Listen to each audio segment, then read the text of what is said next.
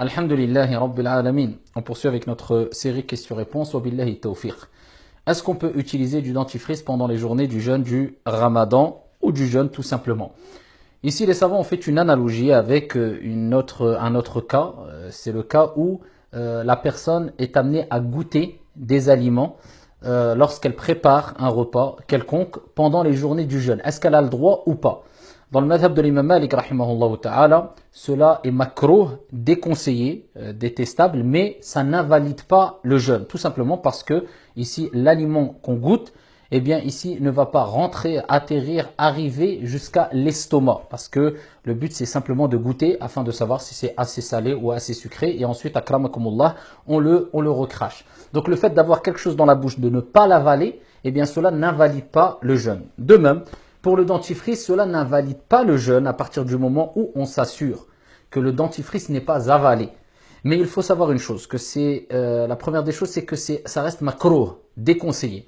La deuxième des choses, c'est que le fait de mettre du dentifrice dans la bouche afin de se brosser les dents, il y a beaucoup plus de risques ici que le fait simplement de goûter rapidement un petit aliment. Car le dentifrice sera en quantité dans la bouche et ça apporte une odeur, c'est une substance qui apporte une odeur très forte. Donc il y a beaucoup plus de risques qu'on l'avale ou qu'on retrouve certaines matières ici qui composent le dentifrice qui se retrouvent dans notre estomac. Donc il y a beaucoup plus de risques. Donc c'est pour cela c'est le mieux d'éviter de brosser ses dents pendant les journées de jeûne du Ramadan. Et si on est amené à le faire, eh bien le faire mais vraiment avec une quantité minime de dentifrice afin de prendre le moins de risques possible.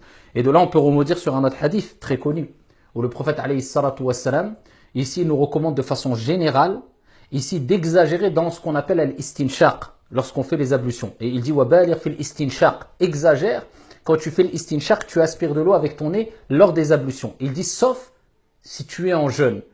Pourquoi? Parce que si tu exagères et tu fais rentrer une grande quantité d'eau en exagérant dans l'istinshaq, le fait d'aspirer l'eau avec ton nez, avant de rejeter cette eau-là, il y a un grand risque que l'eau pénètre ici et arrive jusqu'à ton estomac. Donc de là, on comprend que tout ce qui peut provoquer un risque énorme ou un grand risque, ici, de sorte que ce qu'on a aspiré ou met dans notre bouche se retrouve dans notre estomac, on se retrouve à l'avaler, eh bien, et à abandonner, à délaisser, c'est le moins qu'on puisse dire. Et pour terminer, il ne faut pas oublier le hadith où le prophète alayhi salatu wassalam nous a rappelé, dans le hadith rapporté par Al-Bukhari ou Muslim, que l'haleine du jeûneur, car on sait très bien qu'une personne qui ne mange pas pendant la journée a une haleine assez forte. Et bien le prophète alayhi salatu wassalam nous dit que l'haleine du jeûneur est plus agréable auprès d'Allah Jalla wa Ala que l'odeur du musc. Donc cela nous rappelle aussi que parmi les objectifs ici à atteindre, eh bien c'est de jeûner bien sûr, de se priver de boire et de manger, et cela automatiquement va apporter une odeur assez forte. Mais le prophète nous rappelle que,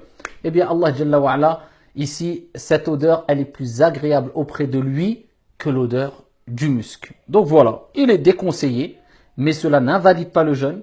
Mais le moins qu'on puisse dire, c'est de le prendre en petite quantité et éviter, c'est sûr que c'est beaucoup mieux. Wallahu ta'ala a'la wa a'lam. Wassalamu alaikum wa rahmatullah.